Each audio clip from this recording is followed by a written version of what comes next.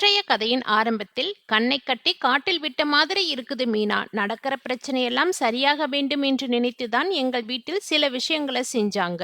ஆனா அதுவே இப்ப பிரச்சனையை இன்னும் மோசமாக்கி விட்டது என்று தங்கமயில் மீனாவிடம் புலம்புகிறாள். அதற்கு மீனா, அதுவே உங்களுக்கு இப்பத்தான் தெரியுதா? இப்ப மட்டும் இல்ல, ஆரம்பத்திலிருந்து நீங்க பண்ண எல்லா விஷயங்களும் தான் இந்த பிரச்சனைக்கு முக்கிய காரணம். நான் வேணுமனே எதுவும் பண்ணல மீனா என்று தங்கமயில் மீண்டும் அழுது கொண்டே சொல்கிறாள். அதற்கு மீனா, நான் அன்னைக்கே உங்க வீட்டுக்கு வந்து சொன்னனா இல்லையா? என்ன முன்னாடி அனுப்பிவிட்டு நீங்க பின்னாடி குடும்பமா போய் போலீஸ்ல கம்ப்ளைண்ட் கொடுத்திருக்கீங்க. நம்ம குடும்பத்தில் இருக்கிறவங்க எல்லோரையும் ஒரு நாள் ஃபுல்லா போலீஸ் ஸ்டேஷன்ல வச்சிட்டீங்க. இதெல்லாம் எதுவுமே உங்களுக்கு தப்பா தெரியலையா? அது எப்படி தெரியாமல் இருக்கும்? அவங்க திடீர்னு நோட்டீஸ் அனுப்பிட்டாங்க மீனா. அந்த பதட்டத்தில் தான் அம்மா கம்ப்ளைண்ட் கொடுத்துட்டாங்க. அப்ப கம்ப்ளைண்ட் கொடுத்தா சேர்ந்து வாழணும்னு நினைச்சீங்களோ என்று மீனா கேட்கிறாள். சரி, அதெல்லாம் விடுங்க. போலீஸ் ஸ்டேஷன்ல நகையெல்லாம் வாங்க வந்தீங்க இல்லையா? அப்பவாவது கொஞ்சம் மனசாட்சியோடு நடந்துக்க வேண்டாமா? 80 பவுன் நகையும் தங்க நகையும் என்று மனசாட்சியே இல்லாம பொய் சொல்றீங்க. ஏதோ நம்ம வீட்டு ஆளுங்களா இருக்க போய் ஒதுங்கி போலாம்னு நினைக்கிறாங்க. இதுவே வேறவங்களா இருந்தா உங்களை குடும்பத்தோட தூக்கி உள்ள வச்சிருப்பாங்க. அதற்கு தங்கமயில் சொல்கிறாள், தப்புத்தான் மீனா, நான் இல்லைன்னு சொல்லவே இல்லை. எங்க வீட்டு ஆளுங்க தப்பு மேல தப்பு பண்ணிட்டாங்க. ஆனா அதெல்லாம் திருத்தருக்கு இப்போ ஒரு வாய்ப்பு கூட அமையாதா என்று கேட்க, மீனா எனக்கு எதுவுமே தெரியவில்லை என்று சொல்லிவிட்டாள். உடனே தங்கமயில் சொல்கிறாள், அட்வொகேட் கூட போன் பண்ணினாரு. ஆனால் அவரும் எதுவும் நம்பிக்கையா சொல்ல மாட்டேங்கிறாரு என்று சொல்ல, மீனா கேட்கிறாள், எப்படி சொல்லுவார்? நீங்க பண்ணியிருக்கிற வேலையெல்லாம் அப்படி என்று சொல்கிறார். அவருக்கு தெரியாதா உங்க பொய்யெல்லாம் ஈஸியா உடைத்து விடலாம் என்று? இப்ப கூட நீங்க உங்க வாழ்க்கையை பற்றி மட்டும்தான் யோசிக்கிறீங்க. மத்தவங்கள பத்தி யோசிக்கவே மாட்டேங்கிறீங்க. ஏன் இப்படி இருக்கீங்க? நாங்க எல்லாம் உங்களால் எவ்வளவு காயப்பட்டு இருக்கிறோம் தெரியுமா? இப்ப கூட உங்க வாழ்க்கையை மட்டும் யோசிச்சா எப்படி? இதையெல்லாம் கேட்ட தங்கமயில், நான் வீட்டில் இருக்கிறவங்க மேல வச்சிருந்த பாசம் பொய்யில்ல மீனா. உங்க அனைவரையும் எனக்கு ரொம்ப பிடிக்கும். உங்க எல்லோரையும் சந்தோஷமா பாத்துக்கணும்னு தான் நான் நினைச்சேன். ஆனா நான் சொன்ன பொய் என் வாழ்க்கைக்கு யமனாக வரும்னு நான் நினைக்கவே இல்லை. என்னால் சாப்பிட முடியவில்லை, தூங்க முடியவில்லை. கண்ணுக்கு கட்டின தூரம் அனைத்தும் இருட்டாகவே இருக்கு. நான் என்னதான் பண்ணட்டும் மீனா? பாருங்க, உங்க லைஃப் சீக்கிரமா சரியாயிடும். சரவணன் மாமா கூட சேர்ந்து வாழணும் என்று நான் உத்தரவாதம் கொடுக்க முடியாது. காலத்துக்குத்தான் அந்த சக்தி இருக்கிறது. அதுவரைக்கும் நீங்க உங்க அம்மா பேச்ச கேட்டுக்கிட்டு எதுவும் பண்ணாம அமைதியா இருங்க. மறுபுறம் வீட்டில் அனைவரும் பேசிக் கொண்டிருக்கும் பொழுது கோமதி பாண்டியனிடம் பேச்சு கொடுக்கிறாள். ஆனால் பாண்டியனோ கோபம் சிறிதும் குறையாமல் என்னிடம் பேச வேண்டாம் என்ற நிலைப்பாட்டில் உறுதியாக இருக்கிறார். அடுத்ததாக கதிர் ராஜி ஐஏஎஸ் படிக்க வைப்பதற்காக சென்னை கூட்டி செல்கிறான். இப்படியாக இன்றைய எபிசோடு நிறைவடைகிறது. அதாவது தங்கமயில் மனதுக்குள் எதுவுமே தெளிவாக இல்லை. கண்ணை கட்டி காட்டில் விட்ட மாதிரி அவள் வாழ்க்கையே அப்படித்தான் இருக்கிறது. எது சரி, எது தவறு, யார் உண்மை பேசுறாங்க, யார் தப்பை மறைக்கிறாங்க, இந்த கேள்விகளுக்கு அவளிடம் பதிலில்லை. ஆனா இந்த குழப்பத்துக்கு காரணம் என்னன்னு மட்டும் அவளுக்கு நல்லா தெரிகிறது. இப்பத்தான் தெரியுதா என்ற தங்கமயிலிக்காக மீனாவின் வார்த்தைகள் தங்கமயிலின் மனசை கிழித்து கொண்டே போகிறது. இப்ப மட்டும் இல்லை, ஆரம்பத்திலிருந்தே நீங்க பண்ண எல்லா விஷயங்களும் தான் இந்த பிரச்சனைக்கு காரணம். இந்த வார்த்தை சாதாரண கோபம் அல்ல, பல நாளா உள்ளுக்குள் அடக்கி வைத்த வலியின் வெளிப்பாடு. தங்கமயில் அழுகிறாள். அந்த அழுகை ஒரு பெண்ணின் பலவீனம் இல்லை, அது ஒரு வாழ்க்கை சிதைந்ததின் சத்தம். நான் வேணுமனே எதுவுமே பண்ணவில்லை மீனா. அவள் சொல்ற ஒவ்வொரு வார்த்தையும் நடுங்குது. குரல் மட்டும் இல்லை, அவள் நம்பிக்கையும் நடுங்குகிறது. ஆனா மீனா மௌனமாக இல்லை. அவள் பேசுறாள். நான் அன்னைக்கே வீட்டுக்கு வந்து சொன்னேன்ல, என்ன முன்னாடி அனுப்பிவிட்டு நீங்க பின்னாடி குடும்பமா போய் போலீஸ் கம்ப்ளைண்ட் கொடுத்திருக்கீங்க. ஒரு குடும்பம் ஒரு போலீஸ் ஸ்டேஷன்ல ஒரு நாள் முழுக்க நிக்க வைக்கப்பட்ட அவமானம், இதெல்லாம் பாதுகாப்புன்னு சொல்லலாமா? இல்ல பயம், அவசரம், கோபம் இதெல்லாம் சேர்ந்து எடுத்த தவறான முடிவு. இது எல்லாம் உங்களுக்கு தப்பா தெரியவில்லையா? மீனாவின் கேள்வி ஒரு குற்றச்சாட்டு. தங்கமயில் அமைதியாக நிற்கிறாள். ஏனென்றால் உண்மையை அவளால் மறுக்க முடியவில்லை. அந்த நேரம்தான் டிவோர்ஸ் நோட்டீஸ். ஒரு காகிதம். ஆனால் அதில் எழுதப்பட்ட வார்த்தைகள் ஒரு வாழ்க்கையை கிழித்துப் போட்டது. அந்த பதட்டத்துல தான் அம்மா கம்ப்ளைண்ட் கொடுத்துட்டாங்க என்று தங்கமயில் சொல்ற போதே அவளுக்கு தெரியும் அது தவறுதான். மீனா கேட்கிறாள், கம்ப்ளைண்ட் கொடுத்தா சேர்ந்து வாழ்வோம் என்று நினைச்சீங்களா? இந்த கேள்விக்கு யார்கிட்ட பதில் இருக்கு? மேலும் போலீஸ் ஸ்டேஷன்ல நகை வாங்க வந்த நாள், அந்த நாள் தங்கமயிலின் வாழ்க்கையில் மறக்க முடியாத காயம். தங்க நகைன்னு மனசாட்சி இல்லாம பொய் சொன்னீங்க. இந்த வார்த்தை ஒரு குடும்பத்தின் நம்பிக்கையை அடித்து உடைத்தது. இன்னும் கொடுமை என்ன தெரியுமா? நம்ம வீட்டு ஆளா இல்லாம இருந்தா உங்களை குடும்பத்தோட தூக்கி உள்ள வச்சிருப்பாங்க. இந்த உண்மைதான் மீனாவை இன்னும் கடுமையாக்குகிறது. தங்கமயில் தலையை குனிகிறாள். தப்புதான், அவள் ஒத்துக்கொள்கிறாள். ஆனால் அந்த ஒப்புதல் எல்லாம் முடிந்த பிறகு வரும் வருத்தம் மாதிரி இருக்கிறது. ஆனால் இதை திருத்த இப்ப ஒரு வாய்ப்பு கூட இல்லையா?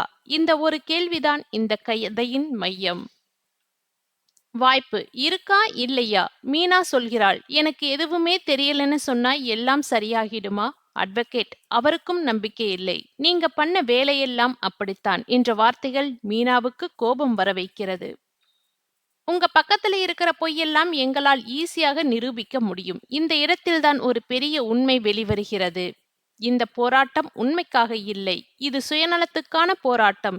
இப்ப கூட உங்க வாழ்க்கையை மட்டும்தான் யோசிக்கிறீங்க.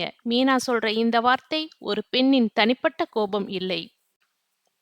அது பல பேர் மனதிற்குள் அடங்கியிருக்கும் ஒரே ஒரு கேள்வி. நாங்க எல்லாம் எவ்வளவு காயப்பட்டிருக்கோம் தெரியுமா? மௌனம் எல்லோருக்கும் ஒரே மாதிரி இல்லை. சிலருக்கு அது சமாதானம், சிலருக்கு அது பாதுகாப்பு. ஆனா இந்த வீட்டில் மௌனம் ஒரு தண்டனை. பாண்டியன் பேசவே இல்லை. அவன் கோபமாக இருக்கானா அல்ல வருத்தமாக இருக்கானா யாருக்கும் தெரியவில்லை. கோமதி மட்டும் கவனிக்கிறாள். அவன் கண்ணோட்டம் மாறி இருக்கிறது. முன்னாடி அவளை பார்த்தா ஒரு நிம்மதி இருக்கும். இப்போ அவன் கண்ணுல நம்பிக்கையே இல்லை. அது கோமதியை அதிகமாக காயப்படுத்துகிறது. கோபப்பட்டா கூட பரவாயில்லை, இப்படி பாராம இருக்காதீங்க அவள் சொல்வது. ஆனால் மனதுக்குள் அழுகிறாள். கதிர் இந்த விஷயங்களுக்கு நடுவில் அவன் நிலைமைதான் மிக மோசம். ஒரு பக்கம் அம்மா, ஒரு பக்கம் அண்ணி, இடையில் சிக்கியவன். நான் ஏதாவது சொல்லலாமா என்று மனது கேட்கிறது. ஆனால் வாயை திறந்தா யாரையாவது காயப்படுத்திடுவோன்னு பயப்படுகிறான். அந்த பயம்தான் அவனை இன்னும் மௌனமாக்குகிறது. ராஜி மட்டும் தூங்கவே இல்லை. கண்ணை மூடினா கூட அந்த போலீஸ் ஸ்டேஷன் காட்சி மனதிற்குள் ஓடிக்கொண்டே இருக்கிறது. அன்னைக்கும் நான் தடுத்திருக்கணுமா? அம்மாவை நிறுத்தி இருக்கணுமா? எனக்கு தெரிந்த உண்மை சொன்னா இவ்வளவு பெரிய விஷயம் வந்திருக்குமா? இந்த என்னவோ கேள்விகள் ஒரு மனிதனை தினமும் கொஞ்சம் கொஞ்சமாக கொல்லுகிறது. பாக்கியம் மட்டும் அமைதியாக இல்லை. நம்ம குடும்பமே கேவலமாகி விட்டது. அவள் சொல்ற அந்த வார்த்தைகள் கோபம் மட்டும் இல்லை. அவமானம், பயம், தோல்வி. நாங்க நல்லதுக்குத்தான் பண்ணோம். எத்தனை பேர்கிட்ட சொல்லுவேன்? அந்த கேள்விக்கு பதில் யார்கிட்ட? மயில் இந்த எல்லாத்துக்கும் காரணமானவள். ஆனால் அதே நேரத்தில் அதிகமாக தண்டனை அனுபவிக்கிறவளும் அவள்தான். அவளுக்கு வாழ்க்கை ஒரு பெரிய சுவர் மாதிரி தோணுகிறது. எங்கே போனாலும் மூடப்பட்ட கதவுகள். நான் பண்ண தப்புக்கு எல்லோரும் தண்டனை அனுபவிக்கிறாங்க. இந்த கில்ட் அவளை நசுக்குகிறது. ஒரு நாள் அவள் தனியா உட்கார்ந்து கண்ணாடியில் தன்னைத்தானே பார்த்து கொள்கிறாள். அந்த முகத்தில் பயமும் இல்லை, கோபமும் இல்லை. வெறும் வெறுமை. இதை நான் முடிக்கணும். அவள் முடிவு எடுக்கிறாள். அது ஓடிப்போகும் முடிவு இல்லை. அது தற்கொலை முடிவும் இல்லை. அது உண்மையை எதிர்கொள்ளும் முடிவு. மீனாவை சந்திக்கிறாள். நீங்க என்ன நினைச்சாலும் பரவாயில்லை. அவள் குரல் உடைகிறது. ஆனா நான் பொய் சொல்லலன்னு குறைந்தது ஒரு தடவையாவது நீங்க நம்பணும். மீனா சிரிக்கிறாள். அந்த சிரிப்பு சந்தோஷம் இல்லை. இப்ப நம்பினா என்ன ஆகும்? இந்த கேள்விதான் மயிலை உடைக்கிறது. நம்பிக்கை திரும்ப வராது. ஆனா உண்மையில் வெளியில் வந்தா இந்த விஷயம் இனிமேல் பரவாது. அந்த இடத்தில்தான் மீனா மௌனமாகிறாள்.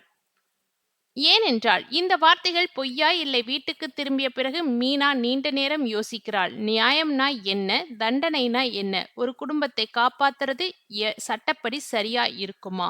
அல்ல சட்டம் சரியானாலும் மனிதத்தனம் தோல்வி அடையுமா? நேற்றைய எபிசோட்டில் கோமதி வைத்த ஸ்டேட்டஸை பார்த்து மயில் குடும்பமே கோபத்தில் இருக்கிறது. அதே நேரத்தில் மயில் தன்னுடைய வாழ்க்கையை காப்பாற்றிக் கொள்ள முக்கிய முடிவு எடுத்திருக்கிறாள்.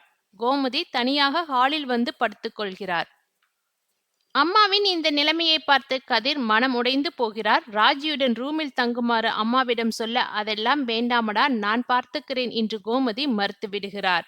இதை அடுத்து ரூமுக்கு வரும் கதிரிடம், ராஜி என்னால தான் எல்லா பிரச்சனையும், என்னை கல்யாணம் பண்ணனால தான் உனக்கு இவ்வளவு கஷ்டம் என்று வருத்தமாக சொல்கிறாள். அதற்கு கதிர், அதெல்லாம் எதுவும் இல்லை, நாம 2 பேரும் இப்போ சந்தோஷமாத்தான் இருக்கோம் என்று சொல்ல, அதை கேட்டு ராஜி மகிழ்ச்சி அடைகிறார். அதே நேரத்தில் சுடர் கோமதி வைத்திருந்த ஸ்டேட்டஸை போனில் பார்க்கிறார். அதில் கோமதி தனது அண்ணன் குடும்பத்தோடு எடுத்த போட்டோவை பார்த்து அதை அம்மா பாக்கியத்திடம் காண்பிக்கிறார். அந்த போட்டோவை பார்த்த பாக்கியம், என் பொண்ணை வீட்டை விட்டு அனுப்பிட்டு இவங்க இங்க கூத்தடிக்கிறத பாரு என்று புலம்புகிறார். அப்போது அங்கு வரும் மயிலிடம் அந்த போட்டோவை காட்டி, நீ இங்க சாப்பிடாம கஷ்டப்பட்டுட்டு இருக்க, இங்க பாரு எந்த கவலையும் இல்லாம விருந்து சமைச்சு சாப்பிட்டுட்டு இருக்காங்க என்று கண்டமேனிக்கு பேசுகிறார் பாக்கியம். இதனால் சூழ்நிலை மேலும் பதற்றமாகிறது. மறுநாள் காலை பாண்டியன் மனசு மாறுவார் என்ற நம்பிக்கையில் கோமதி அவருக்கு காஃபி கொண்டு வந்து பேச முயற்சி செய்கிறார். ஆனால் பாண்டியன் கோமதி கொடுத்த காப்பியை கூட வாங்காமல், நேத்தே பேசக்கூடாதுன்னு சொல்லிட்டேன், இன்னை நான் எங்காவது கண்காணாத இடத்துக்கு போயிடுவேன் என்று சொல்லி ஷாக் கொடுக்கிறார். இதனால் கோமதி எதுவும் பேசாமல் அங்கிருந்து அமைதியாக ஒதுங்கி போய்விடுகிறார். இதற்கிடையில் செந்தில் மீனாவிடம் காப்பி கேட்க, பேச மாட்டேன்னு சொன்னீங்களே, அப்புறம் உங்களுக்கு நான் எதற்கு காப்பி போட்டு தரணும் என்று மீனா பதிலடி கொடுக்கிறார். நீங்களே கிச்சனுக்கு போய் காஃபி போட்டு கொள்ளுங்கள் என்று சொல்வதால் செந்தில் அப்செட் ஆகிறார். அதற்கு, என் அம்மா என்ன பிரச்சனை இருந்தாலும் அப்பாவுக்கு தேவையானதை செய்வாங்க என்று செந்தில் சொல்ல, நான் உங்க அம்மா மாதிரி எல்லாத்தையும் கேட்டுட்டு அமைதியா இருக்க முடியாது என்று மீனா தெளிவாக பதில் சொல்கிறாள். அடுத்ததாக ஆபீஸுக்கு கிளம்பும் மீனாவை பார்ப்பதற்கு மயில் வந்து நிற்கிறார். என்னை வீட்டை விட்டு அனுப்பிவிட்டு நீங்க விருந்தெல்லாம் வச்சு சந்தோஷமா இருக்கீங்க என்று மயில் சொல்ல, நீங்க பேச வேண்டியது என்கிட்ட கிடையாது, இங்க நிக்காதீங்க என்று சொல்லிவிட்டு மீனா உள்ளே சென்று விடுகிறார். இதனால் மயில் அதிர்ச்சி அடைகிறார். மீண்டும் மேலும் அப்செட் ஆகிறார். இதனிடையில் கடைக்கு வரும் கோமதியை பார்த்ததும் பாண்டியன் கோபப்படுகிறார். கோமதி சரவணனிடம், நான் வேணா உதவிக்கு வரட்டுமா என்று கேட்க, அதை கேட்ட பாண்டியன் கடும் கோபம் அடைந்து, மரியாதையா இவளை வீட்டுக்கு கூட்டிட்டு போய் விட்டுடு, இவளோட உதவியால் தான் இத்தனை நாள் கடை நடத்தினோமோ என்று பேசுகிறார். இதனால் கோமதி சோகமாக அங்கிருந்து கிளம்பி செல்கிறார். இப்படியாக இன்றைய எபிசோடு முடிவடைகிறது.